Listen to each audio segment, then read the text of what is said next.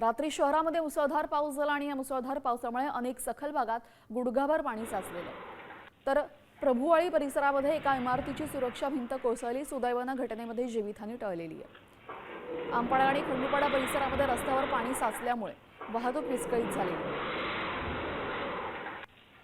तर शांतीनगर भागामध्ये थेट घरांमध्ये पाणी शिरलं। आपल्यासोबत आमचे प्रतिनिधी फैयाज शेख जोडले गेलेले आहेत। सध्या परिस्थिती काय आहे तिकडे? सध्या तरी भिवंडीमध्ये पाऊस थांबल्याने पाण्याचा निचरा झालेला आहे, पण मात्र रात्रभर काही तास पाऊस पडल्याने शांतीनगर परिषद असो की आमपाडा असो की खंडूपाडा असो या ठिकाणी गुडघावर पाणी साचलं होतं। तर शांतीनगरमध्ये घरामध्ये पाणी शिरले होते। रात्री पडलेल्या पावसामुळे प्रभुवाळी परिसरामध्ये एका इमारतीची सुरक्षित भिंत पडल्याने जीवितहानी झालेली नाहीये, मात्र ही संपूर्ण घटना सीसीटीव्ही मध्ये कैद झालेली आहे।